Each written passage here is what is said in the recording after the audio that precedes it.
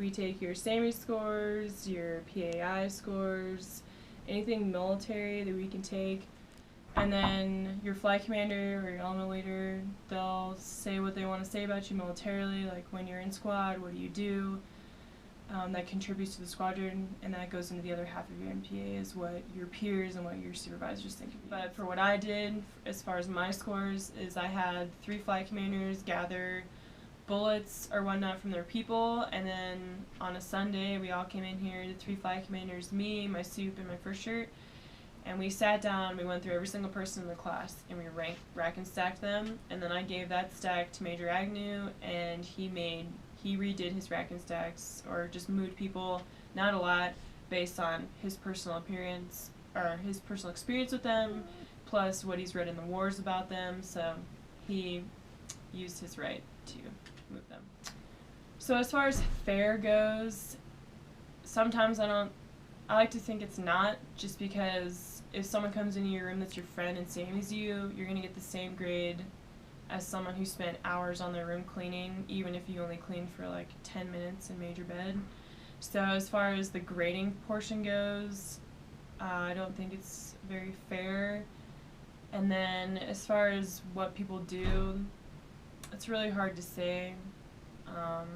Some people may not see what their people are doing and can't vouch for them, or some people are too lazy. So as far as improving the system, I guess I would have to say have each person turn in Form 94 bullets for themselves, just because it'll give them practice in the future for doing Form 94.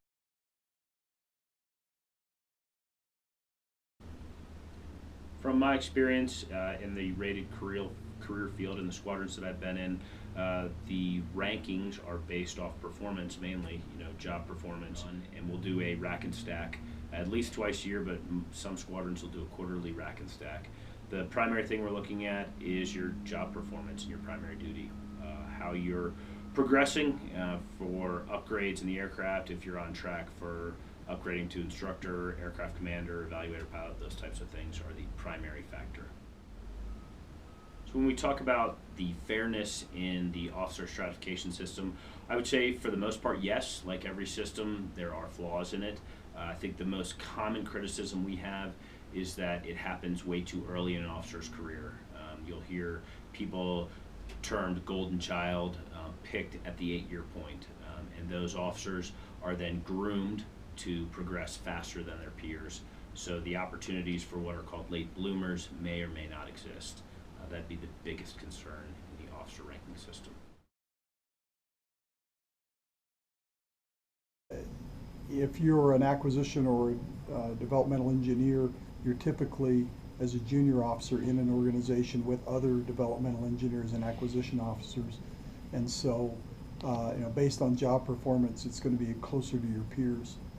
There are some other non-rated jobs, let's say in the more operational world, where you may be stratified or ranked by a group or wing commander, where you're being compared to rated people as well.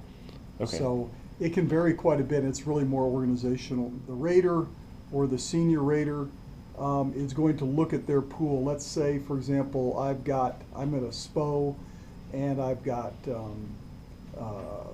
let's say, 20 lieutenants and 10 captains.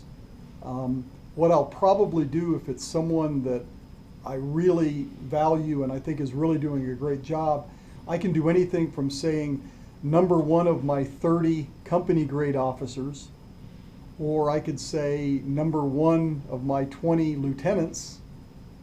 I could say, there's a lot of things I can say, and there's no real rules or structure other than you can't double count. I can't have 2 of my lieutenants that I say, both of them are number 1 of 20 lieutenants, or I get in trouble. Okay. Yes and no.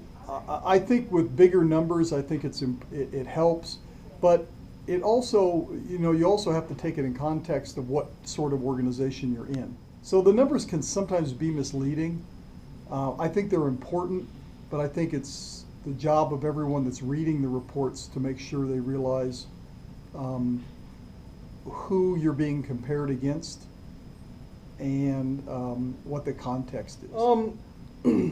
The Army has a more structured approach where they actually have to report specific numbers, whereas in the Air Force, we can kind of make up the numbers as we go. I can say, you know, top lieutenant or top company grade officer or top officer of everyone in the office, or I can do whatever I want. The Army's far more structured when they do it, and they make you put everyone into bins like top quarter, second quartile, third quartile, fourth quartile. And so while I think that means you've got a little bit better accountability, I think it also can hurt some people too. I'm not sure how I fix it, other than insisting that people that are reading the reviews and basing promotion recommendations on them look very closely and consider the whole person.